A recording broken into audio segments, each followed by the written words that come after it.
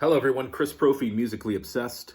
What I want to do today is count down the top 10 songs by Motörhead. Now, I had to kind of shrink the pool a little bit here, if you will. Motörhead has 22 albums. That's a lot of albums. What I wanted to do was concentrate on the time from 1977 to 1987. So I stopped at the rock and roll album. Now, let me tell you why. After rock and roll, they did not come out with another album until 1991, which was called 1916. I felt like that was sort of like a changing of the guards. They changed labels. I felt like that was like the new chapter in Motörhead's career. And they made a lot of great albums after that. But I wanted to kind of concentrate on that 77 to 87. And I might do a video maybe of the later years as well. But like I said, this is only a top 10 songs from the debut up until the album Rock and Roll. Okay, so let's get into this.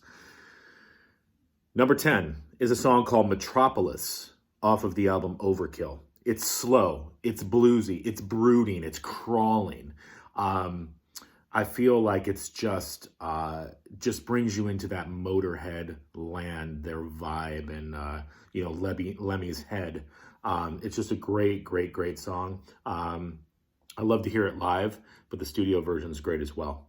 So that's number 10. Number 9 is the song Motörhead off the self-titled album. This was the song that introduced Lemmy, Fast Eddie Clarke, and Filthy Animal Taylor to the world. This was a song that was originally written while Lemmy was in the band Hawkwind, which is a space rock band. And looking up the meaning of Motörhead, it's actually American slang for somebody who's addicted to speed. So this is all about traveling, being on the road, which, Lemmy was an expert at, right?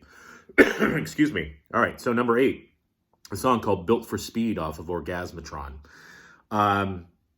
I just love when he says, I was born to rock and roll. I was born with the hammer down. I was built for speed. Yes, Lemmy was built for speed. This is a heavy metal driving riff. It's got a kick-ass pounding rhythm to it. It's just a great song. Number 7, the song Overkill off of the album Overkill. You put that on, it starts with a double bass intro, and that double bass continues throughout. It's just got a classic Lemmy bass line. The song was so influential for every metal band that followed, okay? From Anthrax to Metallica to Megadeth. A lot of those thrash bands say if there wasn't a Motörhead, there wouldn't have been a lot of those thrash bands. So that's definitely one of those influential songs, okay? Now, coming at number 6, off the album Another Perfect Day, this is a song called One Track Mind. This is another slow, bluesy song. I love the guitar tone. The guitar tone is actually, the guitars are played by Brian Robertson, who came from Thin Lizzy, and it's the only album that they did with him. It's got a killer chorus. It's just a great song. That's an underrated album, Another Perfect Day. I know for a lot of Motörhead fans, they might shy away from that album, or somebody just getting into Motörhead might not know too much about that record. But listen to it again. It's an awesome album. Track 5, Dead Men Tell No Tales from Bomber. This is upbeat, driving. There's a great guitar lick in it, and it's almost like a sped up version of the One Track Mind guitar riff, even though Bomber came out before that album. So it's almost like they took, I guess when they did One Track Mind, maybe they almost subconsciously slowed down this riff to make One Track Mind. But Dead Man Tell No Tales is just a great song. Number 5. All right, number 4. It's got to be in here. Not my number 1, but it's got to be in here. Ace of Spades. You know I'm born to lose and gambling's for fools, but that's the way I like it, baby. I don't want to live forever. I mean, those lyrics Lemmy lived by. And I think he influenced a lot of his fans and kids listening to that going, yeah, that's me. Like, I just want to rock and roll. I just want to follow this and be in this lifestyle. And That's why they were attracted to Motorhead, not just the sound, not just the speed, not just the lyrical content, but just Lemmy's state of mind. He walked the walk and he talked the talk. I mean, this was not an act that Lemmy was putting on. I mean, he really lived his life this way. And Ace of Spades is his song. It's Motorhead's signature song. They've got to play it when they play it live, and it's got to be in my top 10. All right, now, the top 3 Motorhead songs from 1977 to 1987. Number 3, off the album Orgasmatron, the title track, Orgasmatron. I've always loved this album. It's got an industrial production to it, a very futuristic sound to the album. No other album in the Motorhead catalog sounds like this album.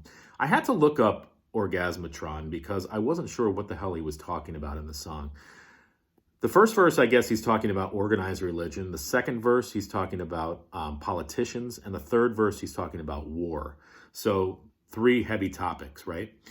I guess there was a movie by Woody Allen called Sleeper that they talked and used this device called an Orgasmatron. I don't know. I've never seen the movie before. I just know the song freaking rocks. And I guess reading some stuff about this, it has nothing to do with that movie at all. So maybe it was just a title that Lemmy chose. He liked the sound of it. But it's, regardless, this song is awesome. Okay, now, top 2 songs. Number 2, Damage Case off of Overkill. I first got introduced to the song through Metallica's cover of it. I love the lyrics. I love Lemmy's delivery of it. It's got a driving, almost sped up bluesy tempo to it. And I just love when Lemmy sings, "Move over for a damage case." Just his lyric delivery was, I guess the word is hardcore. He just told you what it meant and you believed him. Sort of like a Johnny Cash. And my number 1 Motorhead song from the eras of 77 to 87 is off of Ace of Spades. It's the song, "The Chase is Better Than the Catch." Headbanging, driving rhythm. Like you just want to bang your head to this song. I love when he says, the chase is better than the catch, 2 lyrics from this song that I love. "The silver-tongued devil," and "I like a little innocent bitch." And he just enunciates that bitch. Excuse me. Again, you believe Lemmy. I put him in the same category as Johnny Cash. So here's my Motorhead top 10 from 1977 to 1987. Coming in at number 10, Metropolis. Number 9, Motorhead. Number 8, Built for Speed.